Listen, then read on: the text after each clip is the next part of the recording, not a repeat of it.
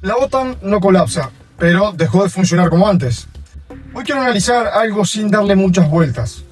Durante más de 70 años se repitió una misma idea, que el mundo era peligroso, inestable, lleno de conflictos, pero que existía una estructura capaz de contener ese caos. Podían existir guerras, crisis, conflictos regionales, pero había una alianza diseñada para que el desorden no se expandiera. Esa alianza tenía nombre: OTAN.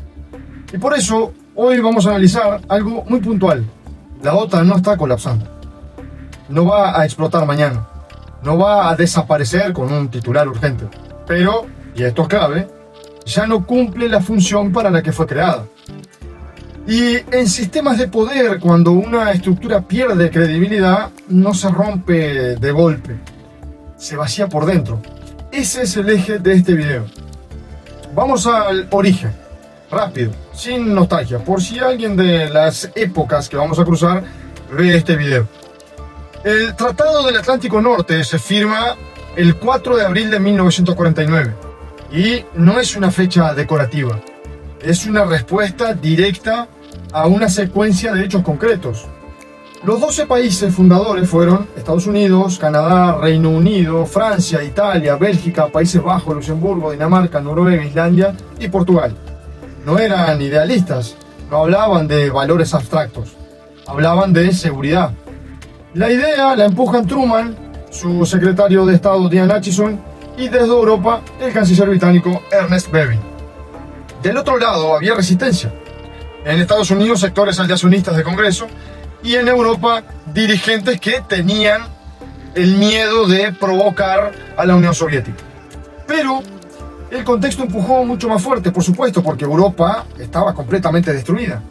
2 guerras mundiales en menos de 30 años. Entonces, lo que quedó era economías arrasadas, estados sin capacidad militar real, y mientras tanto, desde el este avanzaba la Unión Soviética. No con discursos, con control territorial, con influencia política directa. El corazón de la OTAN queda escrito en el famoso artículo 5. Y ojo con esto, porque siempre se malinterpreta. No dice respuesta inmediata, automática, militar. No dice.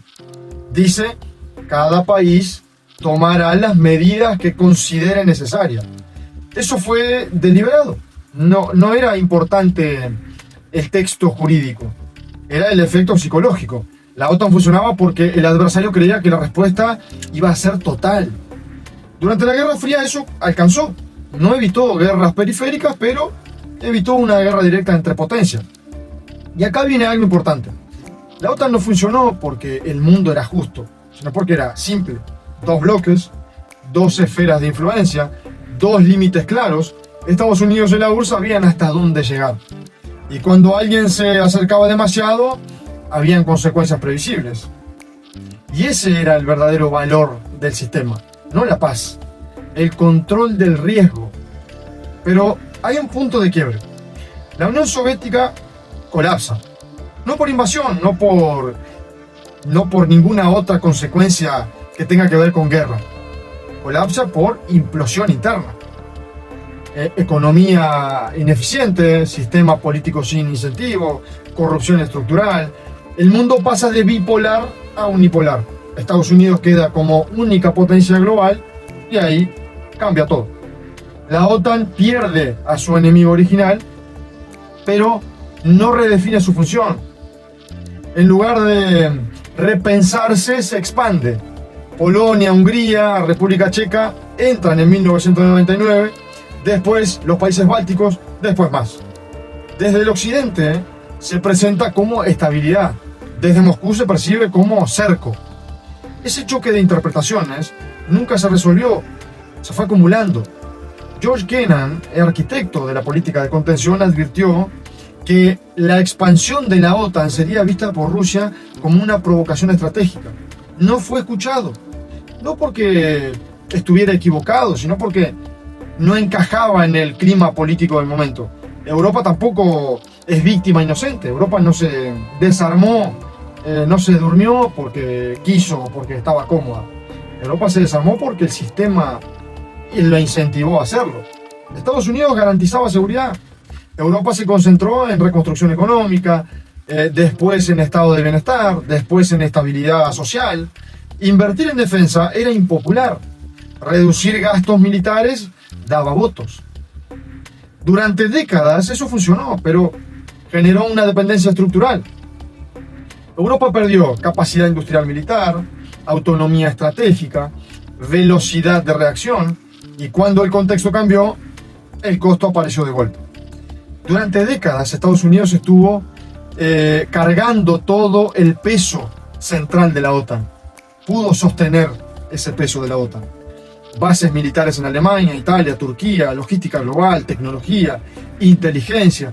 Eso funcionó mientras Estados Unidos aceptó el rol. Pero eso empieza a cambiar. Con Trump, el planteo se hace explícito. Si Europa no paga, ¿por qué Estados Unidos tiene que cargar solo? Si ellos no se defienden, ¿por qué Estados Unidos debería hacerlo por ellos? Esa es la narrativa de Trump, que rompe con esa línea de comodidad que tenía la OTAN.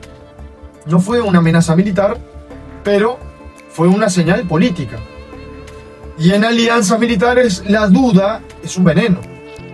La guerra en Ucrania expone el límite. Pero ojo con esto, porque acá hay una trampa conceptual, si se quiere, que muchos usan y de muy mala manera. Ucrania no es parte de la OTAN. Y eso cambia todo. La OTAN apoya, pero no interviene directamente. ¿Por qué? Porque no hay artículo 5. No hay obligación automática. Zelensky pidió entrar, insistió, presionó, prácticamente rogó de rodillas.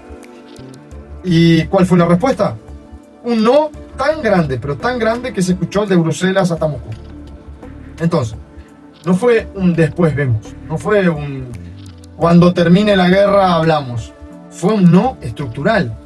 Porque claro, aceptar a Ucrania significaba una sola cosa: guerra directa OTAN-Rusia. Y ahí se termina cualquier romanticismo. Entonces, ¿qué pasa? La OTAN ayuda, pero ayuda dosificando, negociando, midiendo cada paso. Porque apoyar sin pelear es fácil. Pelear es otra cosa. Para Rusia, el mensaje es claro. Para China, el escenario se analiza con lupa. No por Ucrania, por el comportamiento del bloque bajo presión. Ahora miremos el escenario completo. Estados Unidos, liderazgo tecnológico acelerado. Rusia, poder militar clásico, lógica territorial. Y China, expansión económica, tecnológica y estratégica sin confrontación directa. Europa queda en el medio, sin autonomía militar, sin liderazgo unificado, dependiente, 100% dependiente. Y se me ocurre una pregunta. ¿Qué pasa si China adopta una lógica de control hemisférico gradual, como Estados Unidos y Rusia? No mañana, no con ataques, paso a paso. Y acá entra un factor clave: el Ártico. Durante décadas el Ártico era irrelevante estratégicamente. No por falta de recursos, sino porque era inaccesible, completamente inaccesible. Pero eso cambió. El deshielo abrió rutas marítimas que reducen semanas enteras de navegación. La ruta marítima del norte puede reducir hasta un 40% el tiempo respecto a Suez. Y ojo que no pasé a hablar de ecología. Estoy hablando de comercio. Y el comercio define poder. Además, el Ártico concentra cerca del 13% del petróleo no descubierto y 30% del gas natural no explotado del mundo. Y no solo eso, también minerales críticos, tierras raras, litio, cobalto, níquel, grafito. Sin eso no hay baterías, no hay misiles modernos, no hay tecnología militar avanzada. China controla buena parte de esa cadena. Y ahí aparece Groenlandia. No por su población, tampoco por su tamaño político. Por lo que hay abajo del hielo. Estados Unidos ya tiene la base de Thule ahí. Alerta temprana de misiles, control del Atlántico Norte y del Ártico. Cuando Trump habló de Groenlandia, no fue una excentricidad. Fue una señal estratégica mal comunicada. Rusia, en cambio, no discute. bases militares árticas, sistemas S-400, flotas de rompehielos nucleares, los más grandes del mundo, control de facto de la ruta marítima del norte. China no confronta, penetra, invierte, financia, genera dependencia. Europa llega tarde y mal preparada.